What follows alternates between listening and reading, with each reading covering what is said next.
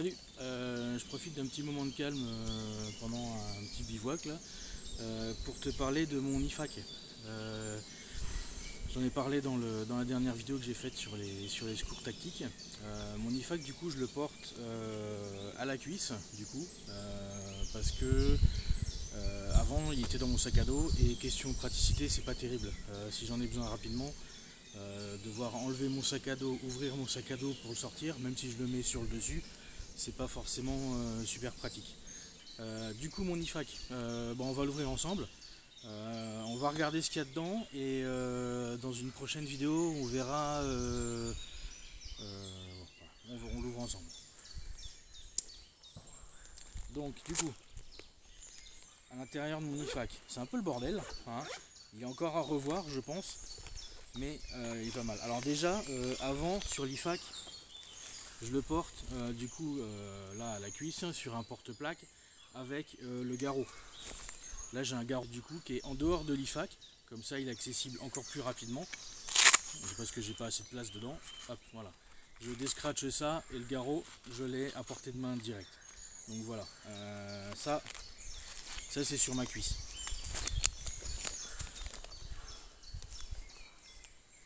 Donc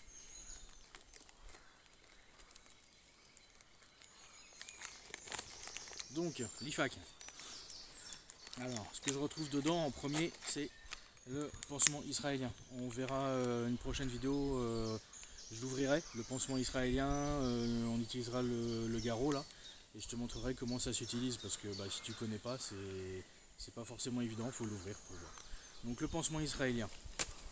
Ensuite, qu'est-ce que j'ai dedans?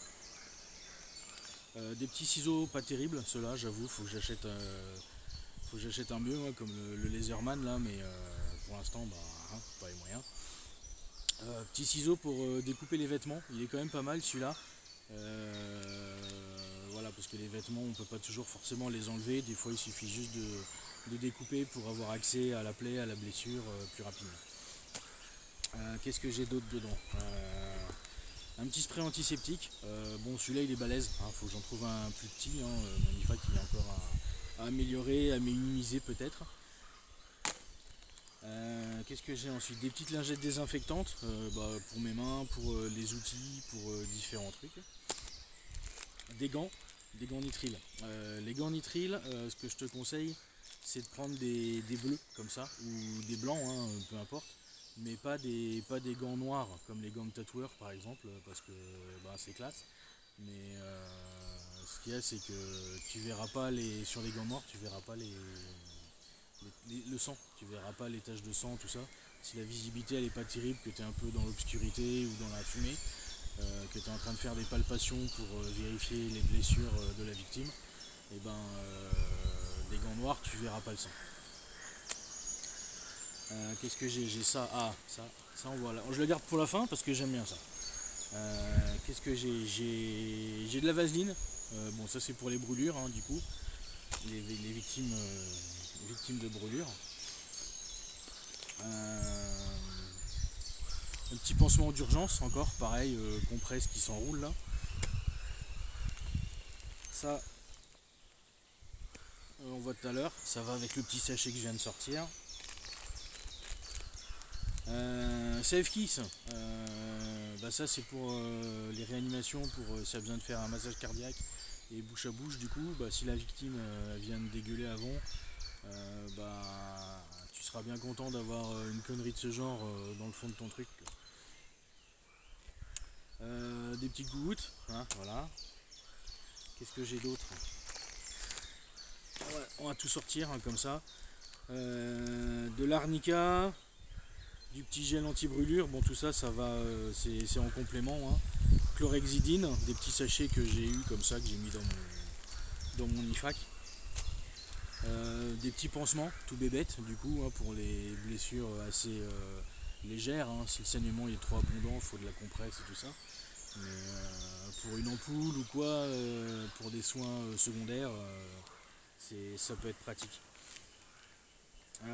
Une écharpe triangulaire pour blessure à la tête, au bras, pour immobiliser le bras par exemple, ou un membre, c'est utile. Ensuite, Quoi d'autre. Pareil, je vais sortir ça. Couverture de survie. Couverture de survie. À utiliser dans le bon sens. Hein. Bah tiens, une deuxième, pareil. Voilà, parce que je suis sûr que tu en as une dans ton sac aussi. Mais est-ce que tu sais forcément de quel côté ça se met? Quand il y a du soleil, quand il fait pour protéger du froid, pour protéger de la chaleur, il y a un sens. C'est pas tout le temps écrit dessus. Ensuite, qu'est-ce que j'ai d'autre? Différentes compresses de toutes les tailles.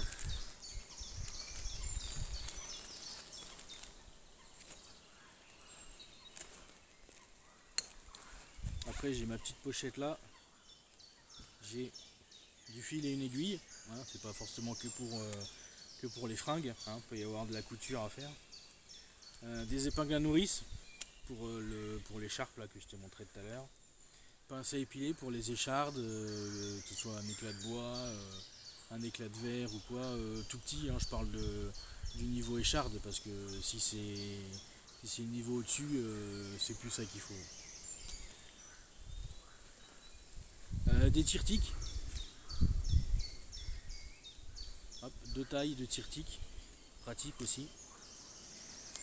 Et puis bah voilà, hein, c'est IFAK, c'est une trousse de premier secours vraiment élémentaire, hein, donc voilà. Ah si, dedans j'ai ça, ma fiche mémo récapitulative pour les différents protocoles dont je parlais dans la dernière vidéo là, tous les protocoles CG, Titanic et tout ça marche en fonction de ce qu'il y a à faire. Voilà, je peux m'y référer parce que j'ai pas forcément tout en tête et avec le stress, je peux oublier des trucs. Plastifié, du coup, comme ça, c'est protégé contre les éléments. Et j'ai également qui va avec ma fiche blessée. La fiche blessée, pareil, j'en ai parlé dans la dernière vidéo. Donc, il faut mettre le nom de la personne, les dates la date de l'événement. Si on a la date de naissance, le groupe sanguin, par exemple, c'est pratique à mettre. La façon dont il a été blessé, une explosion par le feu, par une baffe, ou s'il a chuté. Là ici on voit les silhouettes de face et de dos, hein, pour marquer avec une croix là où sont les blessures les plus importantes.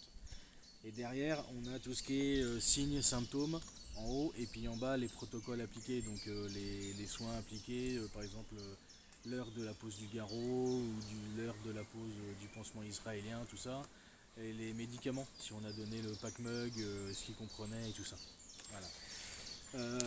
Donc bah voilà, donc mon petit IFAK là il est vide. Et je vais te parler vite fait, c'est juste pour te montrer ça, parce que j'aime bien.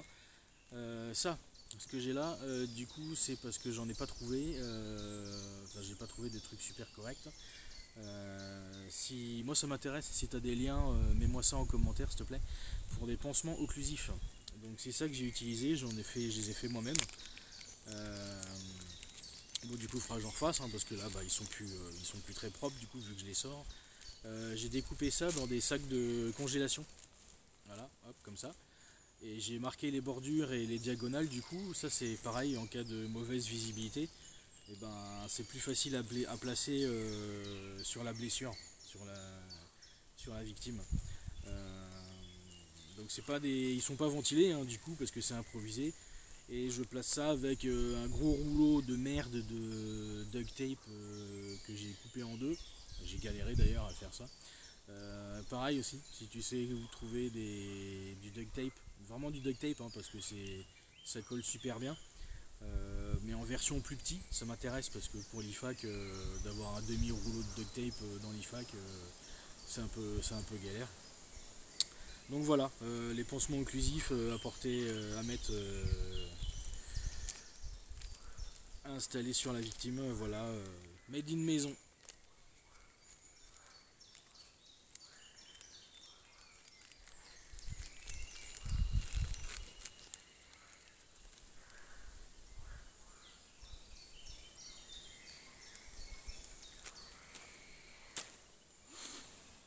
Donc voilà, bah c'est bon pour l'IFAK. On reviendra dans une prochaine vidéo pour développer les différentes utilisations, hein. On ouvrira le pansement israélien, je déroulerai le garrot et je te montrerai comment ça se pose à une main, à deux mains, ça peut être utile aussi. Voilà, et ben à une prochaine pour une vidéo secours tactique, ou alors bivouac, ou alors autre chose, suivant l'humeur du moment. Allez, salut!